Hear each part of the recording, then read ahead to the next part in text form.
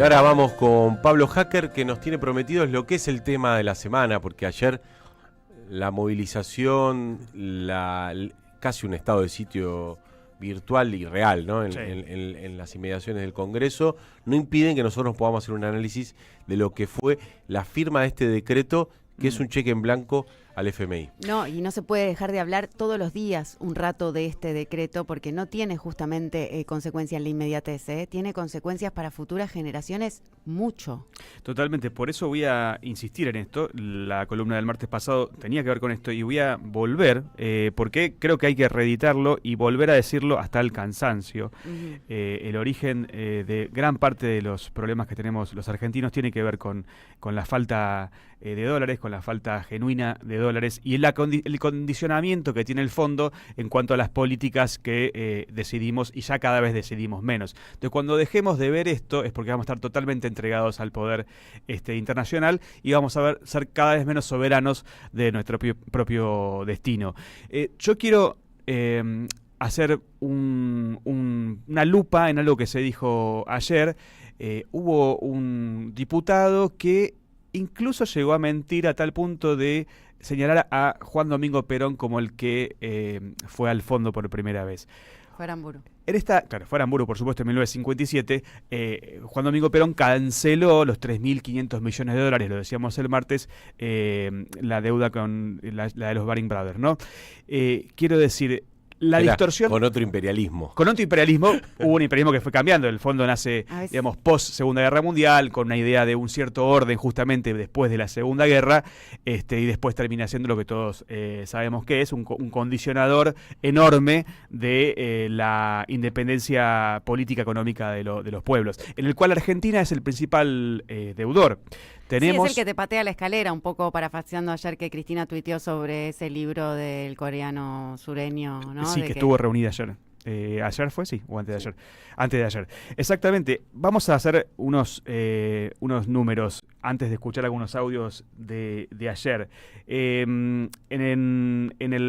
Las primeras presidencias de Perón, la Argentina se limpia de su deuda externa, que no era con el fondo, por 3.500 millones de dólares. Néstor Kirchner en 2006 también paga. Miren la importancia de poder pagar eso para que después no vengan a decidir por vos. Después hay una serie, no voy a hacer porque son 30 acuerdos, es bastante complicado hacer una historia en 5 minutos sobre el tema, pero volvimos al fondo con Mauricio Macri, ¿no? Ustedes recuerdan... Después del interreño de 12 años de no deber. Exactamente. ¿Puede decir que hubo 30 acuerdos? 29. 30 acuerdos. Lo que pasa este es el 30. Lo que pasa es que no todos los acuerdos son iguales. Hay acuerdos de stand-by, son distintos. Pero sí, hay 30 firmas en las cuales el Estado, porque cuando hablamos de esto, no dejemos de pensar y no nos olvidemos que es deuda que vos, yo, todos nosotros vamos a tener que financiar, pagar. Es que esto es el kit de la cuestión. Es el kit de la cuestión, que es el condicionamiento para cualquier crecimiento futuro, y la falta de dólares que tenemos en gran parte tiene que ver con esto, y por supuesto con lo que está de fondo, la fuga de capitales, porque cada vez que viene dinero del fondo, no sé si observan que no es que se construyen más hospitales, hay mejores rutas. Se la llevan los mismos de siempre, bueno, claro. Pero ¿es escasez de divisas o es excesiva demanda? Bueno, eso es otro debate que yo no lo puedo responder porque teníamos que llamar a un economista, pero bueno, podemos hacerlo para la próxima. Lo que está claro es que cuando te dicen que toman una deuda, pero la deuda no sube, te están mintiendo de punta a punta, ¿no? Tomo deuda, pero no me estoy endeudando. Tomo deuda. ¿Cómo no entendés, Pablo Hacker? Te endeudo, pero no estoy endeudándome. ¿Cómo sería eso? De que tomo deuda, pero no debo más. Sí, yo quisiera hacer algo así. Sí, ¿no? Bueno, a ver si podemos... son especialistas en crecimiento con o sin dinero. Sí. Bueno, con devaluación, ¿no? Que eso siempre, en todo momento y en todo lugar, es una transferencia de ingreso a los poderes concentrados. Y antes de escuchar algunos audios, voy a recordar la entrevista de Toto Caputo, que dice, esta vez es distinto, que ya lo había dicho en el 2018. Gran frase de golpeadores, ¿eh? Bueno, gracias, porque es así. Esta vez va a ser distinto, mi amor, no. O sea, no, esta vez no es distinto. Sigue siendo el mismo abuso, sigue siendo el mismo. O sea, porque es lo mismo que están repitiendo y otra vez. El discurso de ahora es que ahora no estamos en un momento de crisis. Yo no sé en qué país están viviendo, ¿no? ahora no estamos en un momento de crisis, hicimos un ajuste mayor al que nos pedía el fondo, somos más ortodoxos que el fondo. No, por festejan eso. un equilibrio fiscal, y es que un equilibrio fiscal que hay Que no es equilibrios tal. y equilibrios, Que ¿no? no es Porque tal. equilibrio fiscal no hay, un superávit ficticio también, no sé dónde tienen el superávit, y un número inflacionario que tampoco es correlativo a la realidad, no Bueno, sé, no entiendo, no comprendo, no me cierran. Ese superávit que supuestamente se tiene, lo ves la contracara con los jubilados en la calle cobrando en el 80% 400.000 pesos o menos de haber jubilatorio, ¿no? O sea, así se explica cómo, o en cada ruta que vas y está rota, en cada hospital desfinanciado, en cada Bahía Blanca que sufre un temporal y no tiene dinero para recuperarse, en cada medicamento que se le deja de entregar a un jubilado, en cada docente universitario que no cobra por debajo de la mínima para poder subsistir. Allí está todo eso, porque es bastante sencillo. Yo a veces me rompo la cabeza pensando cómo se le explica a quien no piensa tal vez como uno, que dice, bueno, pero hay que hacer un ajuste, pero esto y lo otro. Digo, el ajuste es eso, es gente que no llega a fin de mes, que no se puede tomar su medicación, que no puede estudiar, que no puede... Sí, Esther, que te va a decir, no quiero pagarle al viejo vago un costo de mi propio trabajo, porque ustedes trajeron un montón de personas que no habían aportado a lo largo de su vida para tener que solventarlos en la jubilación o en la ancianidad. Y te dicen eso y ustedes repartieron la torta entre muchos y ahora no tenemos para pagar. No pienso pagar, jódanse. Sálvense que él pueda y el que no pueda, chau. Eso es lo que dice el presidente. Claro, además el sálvese quien pueda, por supuesto, es todos sin salvarse, ¿no? O sea, son muy pocos los que están salvando. Vamos a escuchar a Máximo Kirchner ayer en una parte de su alocución muy interesante que fue, creo que la anteúltima antes de la votación de este DNU. Por favor, es el audio número 10, Charlie. El problema es de fondo, y con el fondo esto va a fracasar y ustedes lo saben. Y lo que están haciendo diputados y diputadas que nos daban clases de instrucción cívica de cómo debía funcionar la República apoyando este DNU es sacarse el problema de encima. Y cuando los dirigentes se sacan los problemas de encima le caen por la cabeza a la gente. Tiene que ser seria la discusión. Tiene que ser seria. Como si uno propone discutir, pareciera que no quisiera, decía no al fondo, no. Tenemos que encontrar el forma de que nuestro país pueda pagar. Así no va a poder pagar nunca. Y mientras más tiempo transcurra sin poder pagar, más agarrado del pescuezo nos van a tener. Qué bueno, ¿no? Porque el planteo es, el problema es el fondo. Ayer igual lo mismo decía Marina en un... Lo paso. Lo tengo. No, pero que ese es el problema, porque el problema acuerdo de con el fondo, que es lo mismo que le pasó a... No es solamente un problema de forma, también es de contenido. ¿sí? Obvio, es de fondo. El problema es el fondo, muchachos. El problema, te lo estamos diciendo hace 3 años. El problema es el fondo. Marina ayer, siendo... Lo premonizó. Lo premonizó. Sí. El problema de fondo es el fondo, por supuesto. Vamos también a escuchar a Julia Estrada, la diputada, que explica lo que antes hablábamos con Marina, ¿no? ¿Cuál es la intención detrás de tomar deuda? Recuerden algo antes de escuchar. Recuerden que este gobierno tuvo un muy exitoso, exitoso lo pongo entre comillas, exitoso por el monto, blanqueo de capitales. Sí, con eso nos solventamos todos estos mesecitos. Nos solventamos casi 13 meses en función de eso. Eso ya se acabó, digamos. Esa plata ya está, ya Sí, no está. Por eso ayer quemó 10.000 palos en papelitos de colores, lo que llaman las letras intransferibles del banco, y se los da todo el tiempo. O sea, lo que hace es sostener bancos para las corridas. Ahora bajó mucho, tiene un atraso tremendo y lo que quiere el FMI es que ponga a flotación el tipo de cambio. Ahí va, Julia lo explica muy bien. El instrumento es un problema porque incumple la Constitución Nacional, incumple la Ley de Administración Financiera que tiene facultades delegadas vencidas, incumple la 27612 que es una ley que dice que tiene que pasar por el Congreso. Pero no solo es el instrumento, Si acá hubiera una ley, yo también estaría en contra de que haya más deuda con el Fondo Monetario Internacional sin revisar cómo es el horizonte de repago para conseguir esos dólares en el futuro inmediato, con un RIGI que significó que los dólares en términos productivos ni siquiera se liquiden en el mercado único y libre de cambios. Habiendo dicho esto, lamentando que no venga el ministro, está claro que es un préstamo de carácter político, con fines electorales, y que el Partido Justicialista que integro se pronunció ayer desconociendo este nuevo endeudamiento y declarándolo inválido. Excelente, Julia Estrada, me representa. Es que claro, porque cuando te dicen que la marcha es política, viste que a ciertos amigos que uno puede llegar a tener o gente conocida, esa marcha que es política, bueno, primero que todo es político. Un beso a tus amigos gorila, hacker, le mandamos desde cada acá. vez me cuesta más. Partidario, esto es político partidario, ¿no? Y con fines electorales, está pensando en octubre, está pensando en seguir pisando el dólar. Igual esto va a ser muy, muy difícil, ¿no? O sea, una de las exigencias del fondo es la devaluación. Entonces, es muy complejo el momento e incluso con un acuerdo que voy a repetir esto porque no me voy a cansar de explicarlo. Esto se lo tomé prestado a Pablo Manzanelli, que junto a Delfina Rossi dieron una gran charla el viernes pasado como parte de la Escuela Justicialista Néstor Kirchner.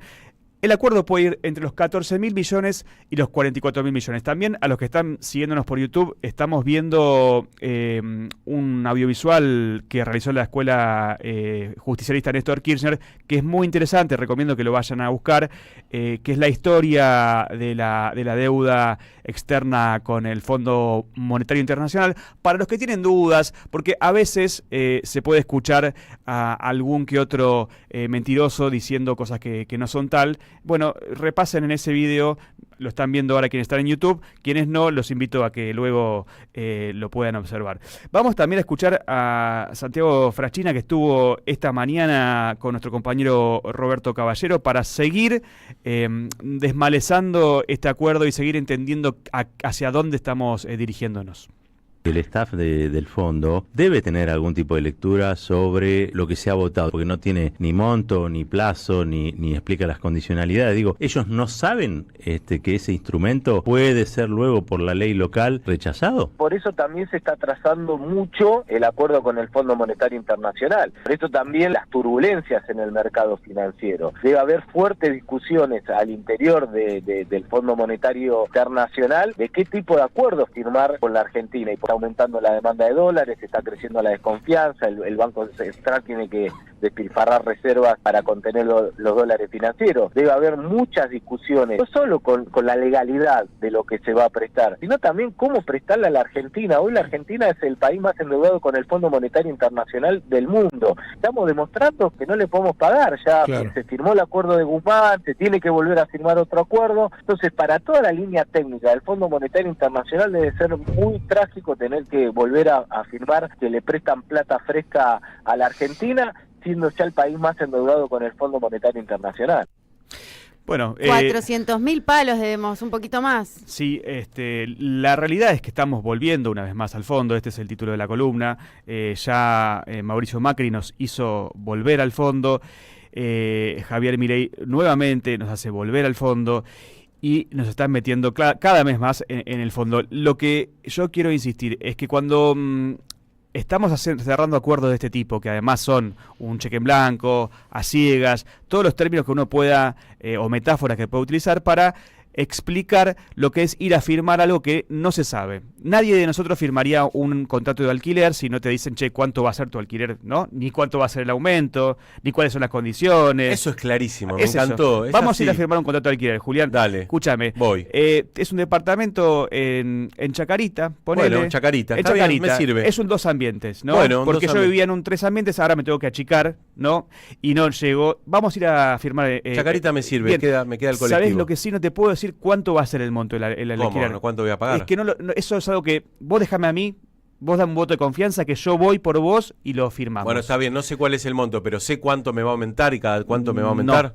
No, tampoco lo puedes saber. ¿Las expensas? ¿Sabes cuánto son las expensas? Yo lo sé, pero vos no lo vas a saber. Chicos, ustedes no están acordando. Hay uno que está haciendo una vejación sobre el otro y uno está siendo subordinado frente al otro. Uno es una marioneta y el otro puede hacer lo que se le canta. ¿Pues sí me están cagando?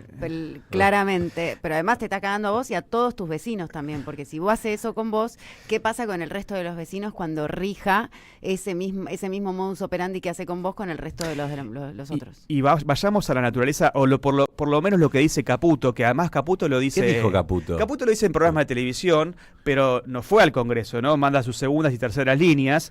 No se va con una respuesta, una contra... Partida. Sí, Una repregunta. Una repregunta. Es que es muy difícil rebatir un bancarla. argumento, Toto Caputo. No, que sabes que simple es Sí. que, loco, ¿cómo estás negociando y no sabes lo que estás negociando? O viniste a mentir, ¿para qué viniste acá? Claro. Ya está, se terminó la entrevista. Totalmente. Bueno, Caputo no estuvo presente, mandó sus segundas, terceras líneas a las comisiones bicamerales para poder tratar esto. Incluso dijeron en sus segundas líneas que parte del dinero del FMI lo iban a usar para sostener el precio del dólar. Bueno, y además de esto, yo digo, la metáfora que también sirve, a veces las metáforas simplifican, pero o dejan afuera cuestiones más complejas, pero también sirven para que uno pueda comprender, ¿no? Lo que argumentan que es la razón principal para tomar esta deuda es para hacer un cambio entre lo que son una deuda interna entre el Tesoro y el Banco Central, lo que ellos llaman papelitos de colores.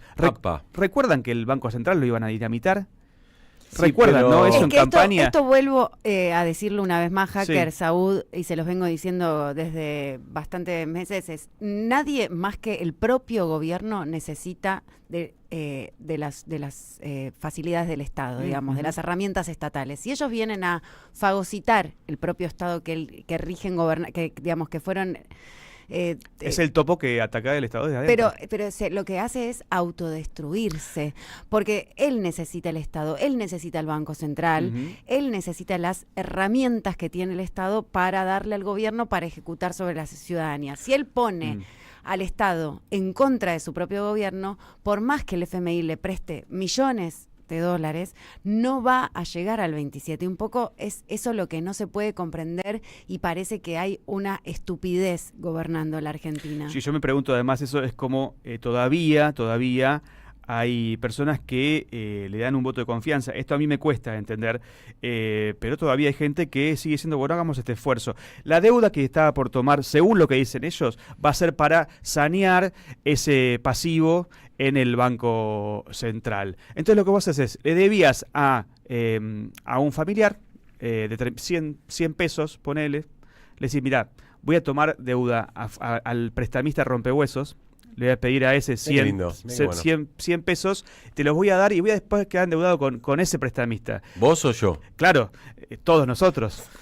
Pero el prestamista se llama rompehuesos. Porque ¿de apellido? En su mismo nombre te dice cuál es su forma de cobro. De cobrar. Los rompehuesos parece chiste, pero no es chiste.